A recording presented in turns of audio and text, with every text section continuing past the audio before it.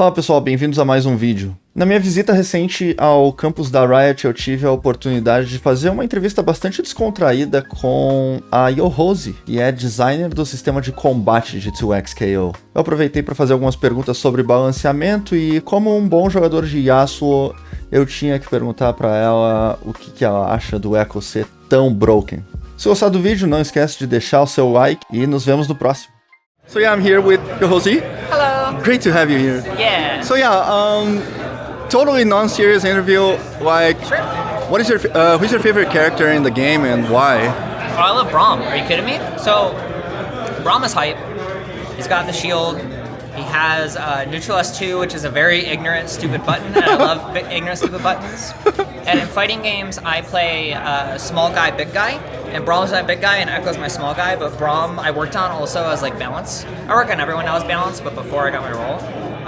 And like the character's just sick. Like I just love everything he does. He's so creative. He's very skillful to play. I really, really, really mess with Braum. He's hype. Awesome. I also remember you work on hitboxes with the game, right? I do, yes. That's really cool. So, kind of, again, not serious. Yeah.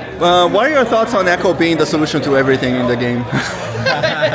You say not serious, and then you ask me the question why Echo's there.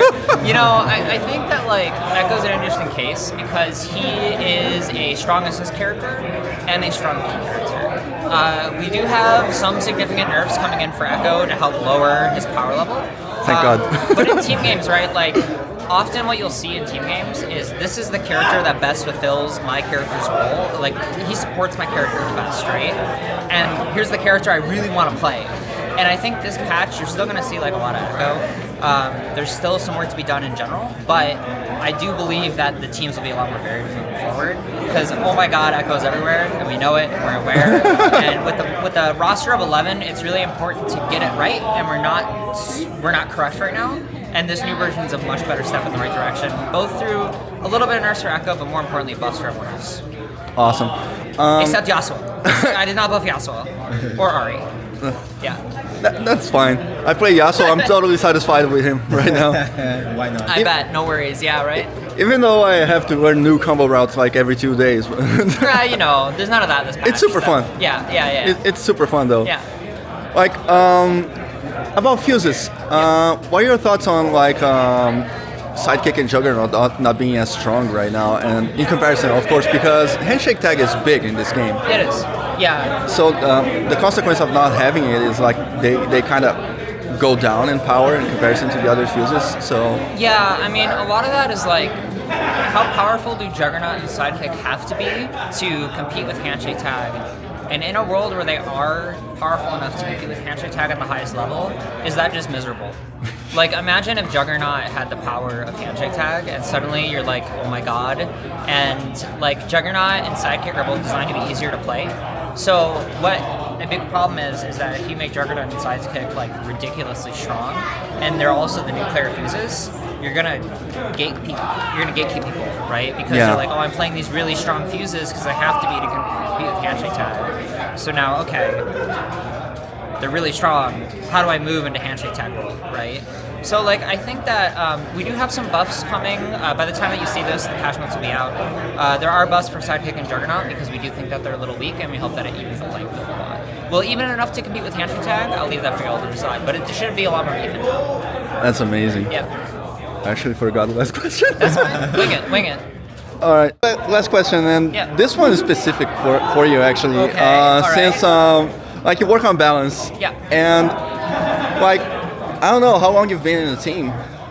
Yeah, I've been on the team for about 3 years now. 3 years. Yeah, so I did it the first year and a half as a gameplay analyst, which is like, I tell the combat designers what is too strong to be. I did that for Braum and Vi. And now that I'm on balance, I'm responsible for pretty much everyone. They're all my babies, and that's been about a year and a half now. Yeah. Awesome. So, in all these years, what was the most broken thing you've seen in the game that didn't make it to the game because it was way too strong? You know, that's hard to answer. Every character has been the best in the game at some point, and generally before release, we nerf characters rather than buff them. The exception is after Alpha Lab 2, where Mix was terrible. We did some buffs there. The most broken character, I think it probably was Alpha Lab 1 Echo, like which people saw, right?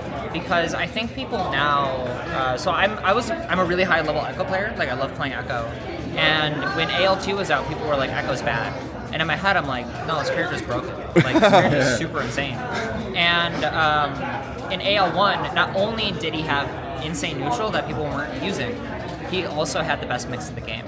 So I think from what I can publicly say, AL1 Echo is the best character that's ever existed in this game. Like, and it's not even close to my eyes. I think Echo was so clear top 1 in AL1, even more than Ari doing Foxfire loops, right? Was there anything that didn't make it to the game because it was completely busted that you remember? If you can talk about it, of course. I can't really talk about it, but I will say the answer to that is absolutely. As champions go through their lifeline, there are moves that are added, there are moves that are cut, and you know when I balance characters, it's my responsibility to make sure that moves are like well balanced, right? Sorry for my time. I'll take ownership for that. I'm allowed to take ownership for everything, including the balance of the game. But yeah, there are characters that you would say, wow, this is like a really bad champion, which our win rates don't support, and like I think everyone's actually in a decent spot.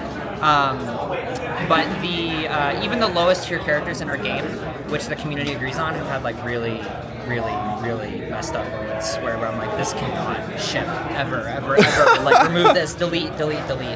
So every character has had that moment. Like there's been times where I'm like, if I fight Blitzcrank one more time, I'm literally gonna scream. You know, like every character has had that moment. So they exist, they're out there.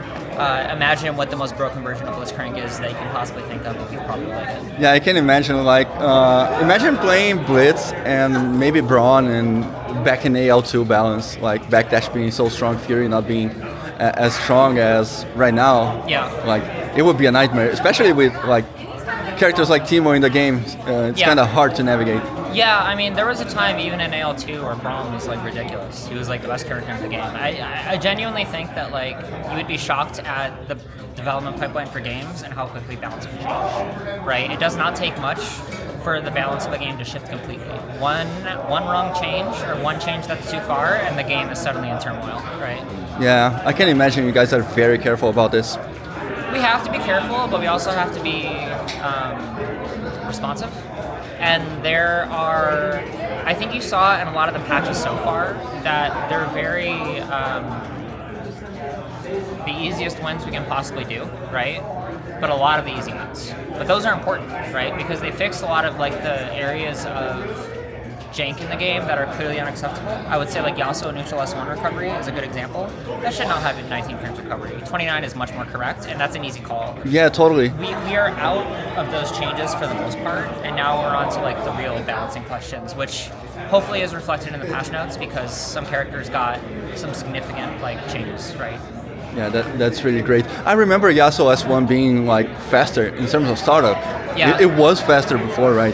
Which is insane to think about. Imagine like Hasaki like half screen away like in 10 frames, I don't know. Yeah, and like in a game with handshake tag, people central in on very specific moves, right? They like, this is the best move and I'm going to use it all the time. I think Warwick is a good example of that right now. The overhead? And yeah, exactly. And at least now Yasuos are choosing from a variety of neutral options and not just doing, because in that old world they would just do Hasagi over and over and over. Yeah. And over again. This is much better. Yeah. Thank you so much for your time. Yeah, of course. No worries. I'm having a blast with this game, seriously. Yeah, good. So, hell yeah. Thank you. Yeah, of course, anytime.